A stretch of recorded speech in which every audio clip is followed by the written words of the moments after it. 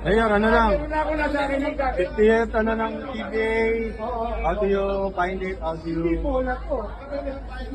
Well, syempre, napaka-exciting ng opening kasi ito yung ika-50th year ng PBA. At the same time, syempre, ito yung dahil sa mga fans, no? Kaya umabot ang PBA ng 50 years at sana patuloy silang sumuporta sa mahaba pa ang karera ng basketball sa atin.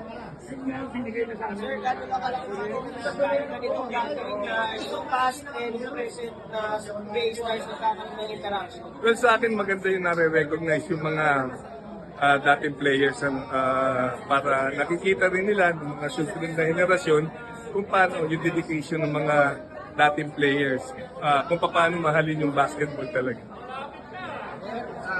Decorated career, maraming highlights. Pero ano yung pinaka-memorable ko? Well, siyempre sa akin yung winning the championship at noong 1998, yung Centennial team may represent ulit ang Pilipinas sa Asian Games. If there's one player that reminds you of yourself, sino yun? If there's one current player that reminds you of yourself, sino yun? Great player, Current player. sino ba? Actually, hindi ako nakakapalit nung anak ko kung mag-retire ako. Pero may isang player ako nakita na parang medyo awake sa Pinas natin. Yung sa Rain or Shine. Oo, medyo. Parang medyo gano'n. Hogi din, tulad. Ha? Hogi rin. Kaya nalipas na tayo. Sir, seeing of yung mga old faces, mga nakasabayan nyo, did it bring back yung mga memories nyo ng glory days na sa PBA? Well, siyempre, sa tagal ng panahon, 2006 ako nag-retire and isa naman kasi nakikita-kita rin kami, like sila Bong Hawkins, sila Alan Kaidik, sila Jerry Esplana, Jerry Cordillera.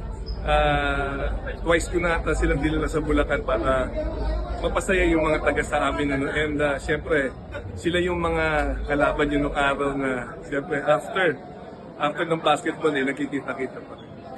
Kaya yung mga sabi yung mga fans, yung mga fans na alala pa yung mga dunks mo, yung mga acrobatic moves mo, hanggang ngayon, sinasabi mo pa nila.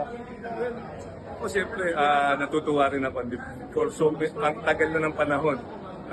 2006 ako nung huling mag-retire, it's been 19 years.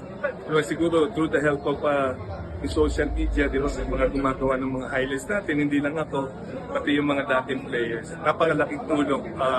Siguro, pwedeng magandang inspirasyon dito para sa mga. Kaya mo pang ngayon. Hindi na.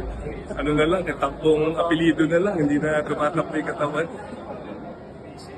Coaching, hindi ka na nag-coach? Hindi na siguro, sakit sa ulo. For 9 years. Pero okay naman yung journey ko as a... okay naman yung naging journey ko as a coach na dahil nakatulong tayo sa mga players na hindi ko na matandaan ko ilan yung naging PBA players din. Ang nakita ko lang dyan si Orange at si De Los Santos. Yeah.